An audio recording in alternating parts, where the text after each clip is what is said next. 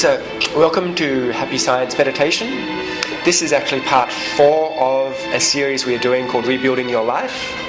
The first part was overcoming grudges, then overcoming illness, and then there was a path to success.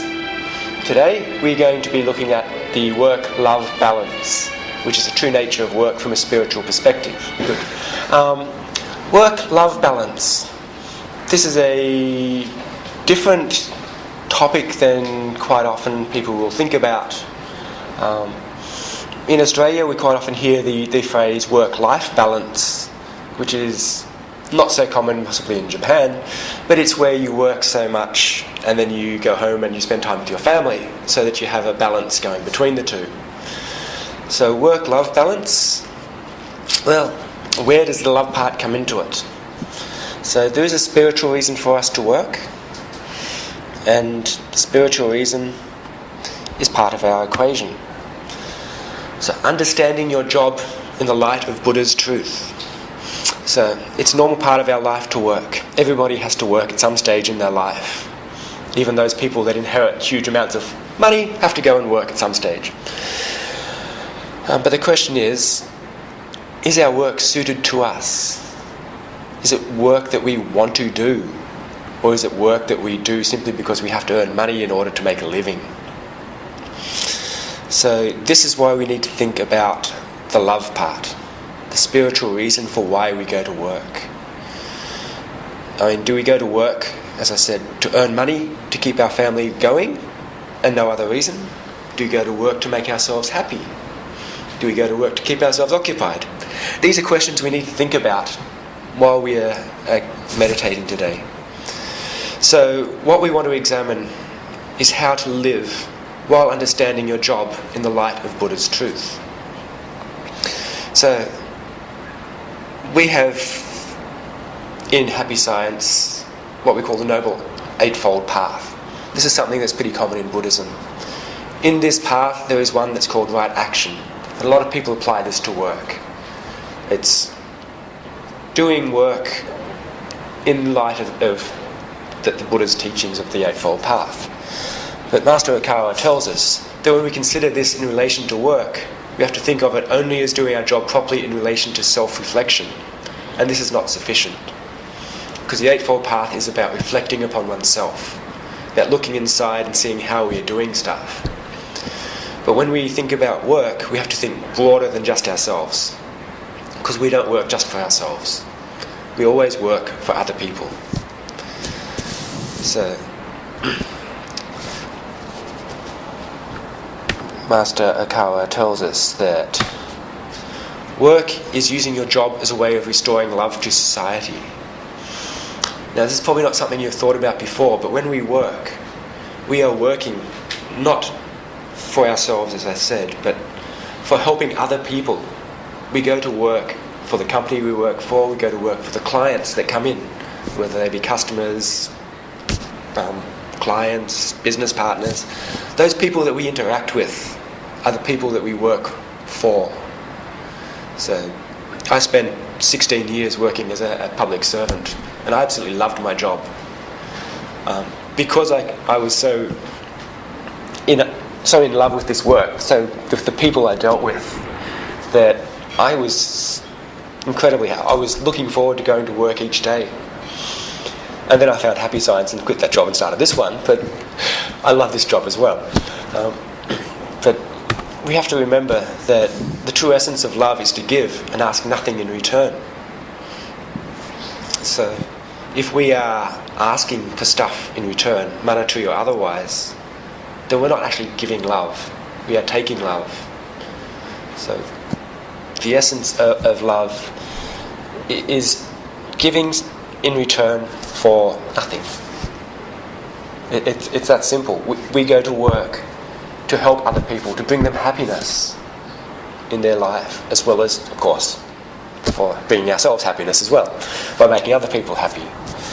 But the thing we have to remember is that love is a gentle emotion, but it can express severity and strength, and when we're dealing with work we have to deal with both. Because quite often we will deal with people at work where we just don't get along with them, but we have to work with them. but we also deal with people that we really like. These are the points that have to be taken in considering love at work. There is another point to this, and rather than me rabbiting on about it, we're going to get Master Okawa to actually tell us in a short excerpt from his lecture on how to succeed in life. If you think about that, to earn money is my first aim, like that, people don't like you. That brings your business to the declining direction. People love those who love themselves. People like those who make them happier and happier. That is a very important point. So, in this context, if you become happier and happier in the materialistic world, you can be happier and happier in the spiritual dimension, I think, because you are the cause of the happiness of other people. Please remember my word. There is the cause and effect rules. The rules of cause and effect means if you did something, it will grow someday and will bear fruits. Your deed and what you get, your fruit, is very close relationship. This is the rules of cause and effect. So when you do something, be a good man or be a good woman or be a good people and be pure in your deed. I hope so. And finally, adding to that, finally, I dare say that education and earning money is not enough for your successful life and for your happiness. You need another one. This another one is a virtue. You must get virtue in your life. If you cannot get virtue, your life is not enough. Your life is not successful. You must get virtue. Beyond your money, beyond your educational background, you must get virtue. What is virtue? Virtue is made from, for example, truth and love and courage. Historically speaking, virtue says so. But I think virtue is something different from that. Virtue is, in the Indian context, it's from the enlightenment, I think. It's an enlightenment which makes people happier and happier and lead people to heaven. It is a virtue of my meaning. real virtue can be felt from the opposite side of the window blowing. If you are under the mountain and the window blowing from the top of the mountain, your virtue cannot be sensible who are living at the top of the mountain. But in the real meaning of the virtue, your virtue can be shed a lot of real fragrance. This fragrance is equally to the light of the heaven, and this light, this fragrance can be felt from the opposite side of the window, from the top of the mountain. If you are in the lower level of the land, the fragrance of you can be felt from the upper side of the people. I dare ask you, be a person of fragrance of enlightenment. This is the real successful life. I dare recommend you, beyond the earning money, beyond the higher educational background, you must be aimed at getting this kind of fragrance of virtue. That is my conclusion of this lecture. Thank you very much. Okay. So, Master Kawa told us that if you think that your first aim is to earn money, then people will not like you. That's pretty self-explanatory. If you just go out trying to earn money, then people just won't trust you, won't like you. If you go out there to help other people, then people will be attracted to you. So it's an indication that the real object of our life is to experience happiness for ourselves by giving love to others rather than taking it. So most of our life we will end up working. These days even teenagers spend most of the time working, trying to live their hectic lives that they live. But as Master Okawa said, people love people who love them. People love those that make them happier and happier.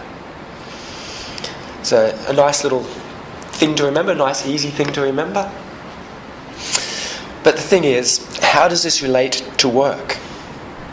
If we only work for ourselves, then we are practicing love that takes. Because people give us jobs so that we can actually go out and help them and help other people. So if we're taking love off people, then we are taking money from our employers, from our customers, and we're not actually giving them anything in return. We give a mediocre job. What we need to do is we need to take responsibility at work. This is what work-love balance is. Having responsibility at work will encourage you to do a better job. Will encourage people to actually come back to you. If you do a responsible job, people will continue to come back and ask for more. If you do a bad job, you're not going to get anybody coming back. It's basically one of the laws of cause and effect. So taking responsibility taps into the strength of love. So it takes a lot of strength to stand up and actually take responsibility for things that happen during your work. So if we don't tap into this strength, then we don't work for other people. We are working only for our own goals. So Master tells us that when you do something, be a good person, be pure in your deeds. This means that when you're doing something, pour your whole heart into it. And this way your work will actually become successful. So love embodies meticulous attention to detail. So if you want to be meticulous in your work, then you have to love your work. If you don't love your work, you can't be meticulous. It's just, I need to get this job finished so I can move on to my next task. Maybe I like that one a bit more. Let's just scribble a few notes and pass it on. But somebody somewhere will then have to fix up any mistakes you've made. They'll have to make your work that you've done a little bit better. So then you're taking away people's time, you're taking money, and so on. This is why we need to embody love at work. This is why we need a work-love balance. So as I said, this taps into the law of cause and effect. So if you don't know about the law of cause and effect, we'll just have a quick run through. So law of cause and effect is simply a good cause yields a good result, a bad cause yields a bad result. So if you're doing work for somebody, or anything for somebody, and it's good stuff, you're not expecting anything in return, then the effect from that you'll generate happiness, not only for yourself, but for other people as well. If it's a bad cause, so I want to do this job because I have to, I want to do this because it will benefit me, then the end result is you're going to alienate people, you're going to upset people, and you'll find yourself alone, basically. So, good cause yields a good result, bad cause yields a bad result. This goes for thoughts as well as actions. So if you're thinking bad thoughts about somebody, they will start thinking bad thoughts about you. They'll pick up the vibration. If you think good thoughts, loving thoughts, then they will pick up that vibration, and the attitude towards you will change. It's a good way to deal with people you have trouble with at work. Stop thinking, I have trouble with this person, I have trouble with this person. Start thinking, I need to work out how I can love this person, how I can help this person.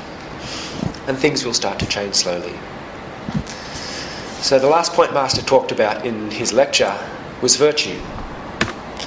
So he said that education and earning money is not enough for your successful life and happiness. You need virtue. So what he is saying is that virtue is pure and honest and will lead others to happiness. And this is what we need to aim for in life. He said that virtue is historically made from truth, love and courage, but really it is derived from enlightenment, which makes people happier and happier and leads people to heaven. Heaven or the spirit world or whatever you want to call it. It doesn't really matter what your name you want to put on it, but it leads us to the next world. So what it comes down to is that when we work, we need to work for others. We need to be responsible for our work and be virtuous.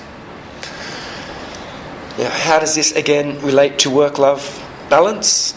Well, every person we deal with at work, whether it's a colleague, it's a superior, whether it's a customer, all of these people form a relationship with us.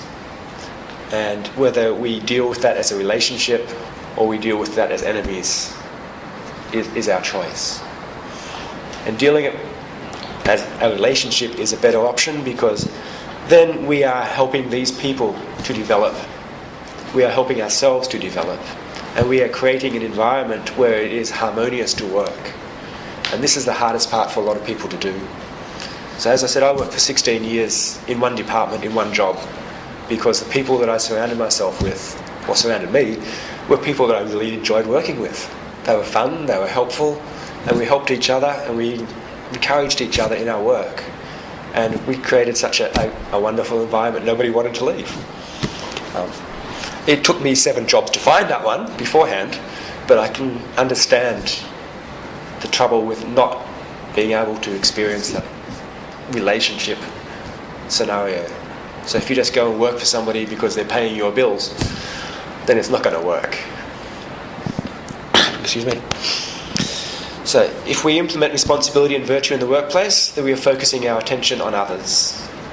So we're helping others to succeed and leading them to happiness. And not just them, we're also helping our company, the business we work for. We're encouraging them to grow bigger and bigger. We're encouraging them to become successful. If that balance is out of kilter, then we are not succeeding in our work. We have no love balance if we're not helping others. So if we implement responsibility and virtue in the workplace, then we are focusing our attention on helping others succeed and leading them to happiness. this is what work-love balance is. It's working for ourselves, but it's also working for others. Because we have to admit, we live in a material world, we need money, and work is where we get money from. But how we relate to that work is how we will deal with other people. So the thing we have to think about is, if we are unhappy at work, then our work-love balance is wrong. If we are in the wrong occupation, then we can never be satisfied. So a lot of people will get a job and they will stick to it because they don't like applying for jobs. Even if they're suffering at work, they will continue to stay there because they're in their little niche, and they'll go home and then they'll complain about it, which causes stress on family, friends. They don't have the ability to take that step and say, this job isn't right for me, I need to go and find another job. I need to find something that I like doing, that I can be satisfied in doing. And it's not actually that hard to do that, but finding your right niche, it can be very difficult. As I said, it took me 7 jobs to find the one that I had last. When that changed, and I found this one pretty much straight away. So I can move from one job of helping people to another job of helping people. That's what I love doing. So that's why I'm here. Just taking that extra step is what we need to do. So we're going to watch a story here. It goes for about 12 minutes on a guy that had a dream at the age of 17.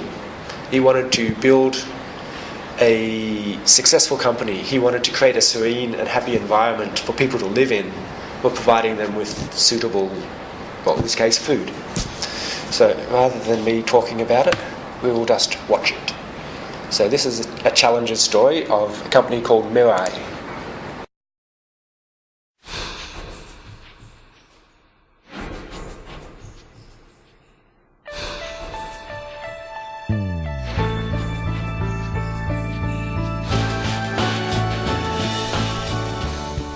Challengers. They are individuals who light the torch of truth in their hearts and continue to push the boundaries of possibilities.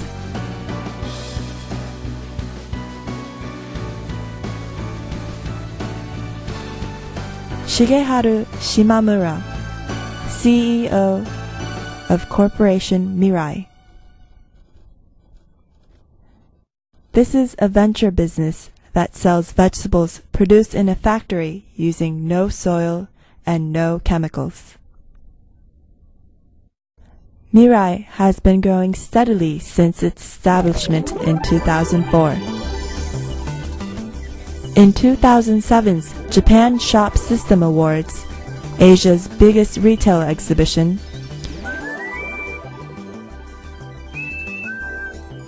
Mirai topped over 1,500 other nominees to win the award in the business model competition. In these times, when Japan's food self-sufficiency is the lowest among advanced countries, Mirai is drawing attention as a company of the future. Well, one of the most significant aspects of hydroponic culture is that it's safe. Especially when the vegetables are grown in a closed environment like a building, there's no worry for bugs and diseases. Which means we don't have to use chemical pesticides, so it's very safe and very good for your body.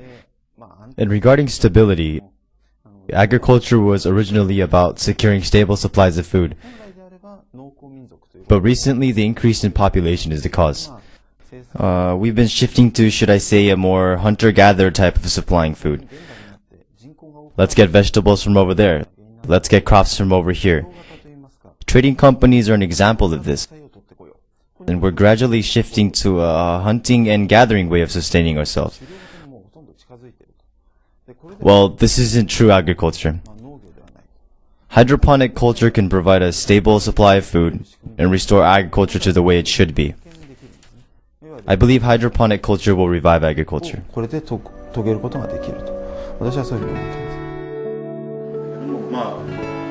Mirai is creating the agriculture of the new age. It all began when Shimamura was still a high school student. He was already an avid reader of Master Okawa's books. He had picked up a book called New Revolution of Business at a bookstore to help him decide the course of his future. And in that book, he encountered the idea of growing vegetables inside buildings, and it shook his soul. I could see it so vividly. Vegetables were growing abundantly inside buildings, farmlands were being turned back into forests, and trees were growing in areas that were once crop fields. Towns were also being filled with trees. Everything looks so much more beautiful. And well, especially today, because of the carbon dioxide issue. My visions of cities filled with nature and vegetables growing in buildings grew more concrete. I felt that this was it. This is the key. It was like a high school boy's intuition. No, but very simple image. After high school, he studied the fundamentals of natural science for 4 years at Tokyo University of Agriculture and moved on to a postgraduate course at Chiba University, which was well known for cutting-edge research in the field of agriculture. He achieved numerous research findings during his postgraduate studies, but although the idea of the vegetable plant was theoretically possible, in practice it was still too costly and technically difficult. Wanting to continue his research, Shimamura joined a civil corporation which offered to allow him to do so.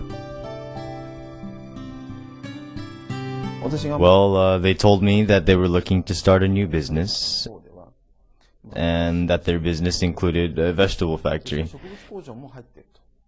They told me if I was up for the job, they wanted me to take it. And, well, of course, I took the job. But there was one problem. I had to market and sell things.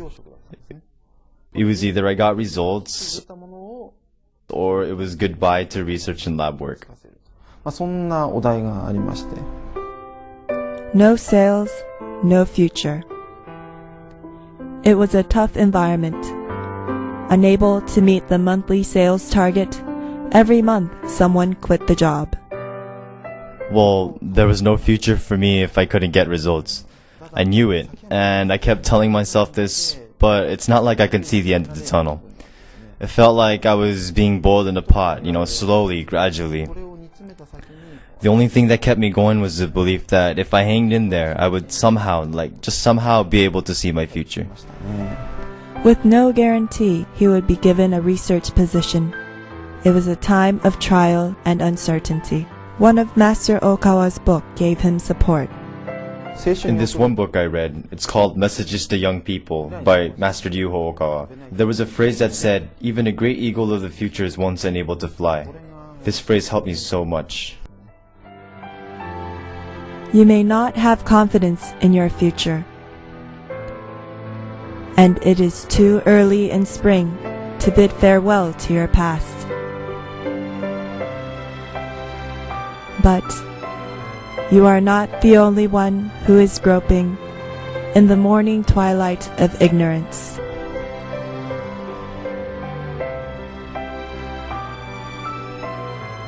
There will be days when you feel so ashamed that you want to disappear, or when your tears of frustration will not stop.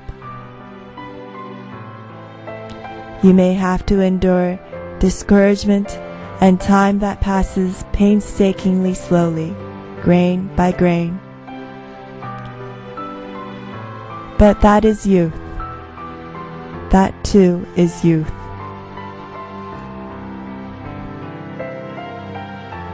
Even a great eagle of the future was once unable to fly.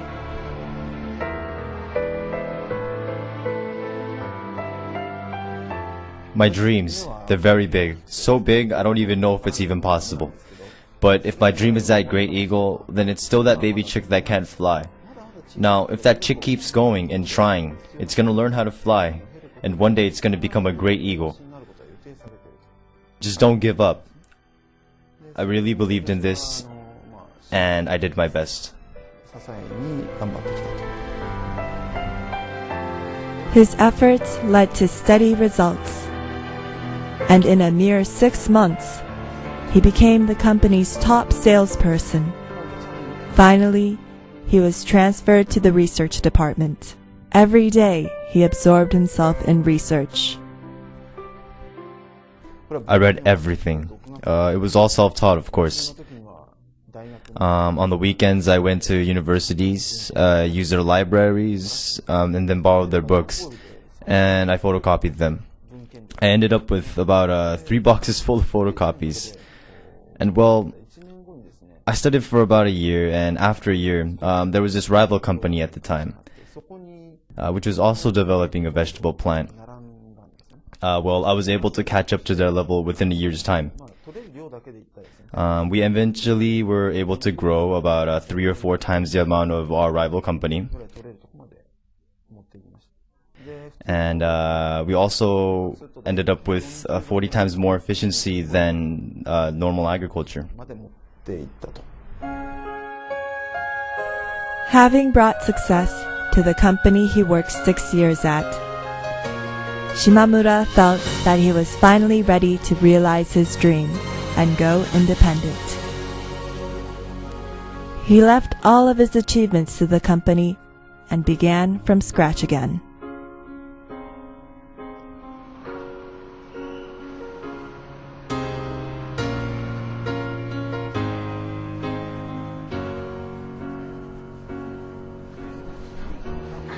At present, his technology is helping to establish a vegetable plant in the Japanese base in Antarctica. Shimamura's dream is expanding to the world.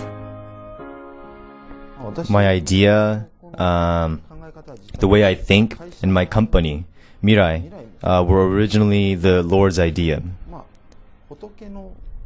It's all about, what I can do to realize His ideal on this earth. What can be done to realize His ideal, His plans. Realizing utopia in this world, and to do everything to make that happen. That's kind of what my life's all about. It's really who I am. It really is.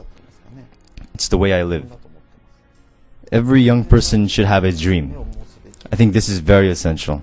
The more beautiful, the wonderful, the better. I don't think it really matters if it's something that can come true or not. I don't think that's what matters. What's important is that you have that dream. The person that has that dream, that's what's important. Just keep dreaming, and even if you can't make it, if that dream is real, if it's sincere, then someone will always be watching, and they will do the job of taking that torch, and somewhere, someday, it'll come true. It'll be realized. So you don't really need to do it on your own. Having a dream, and to keep dreaming, that's what's important. This is what I believe. To realize his dream he had since 17, and to build a new age. This is Shimamura's challenge for the future.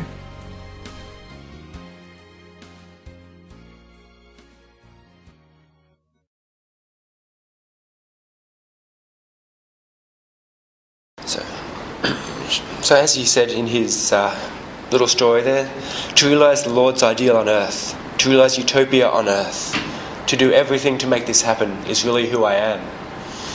So his entire life is devoted to helping other people.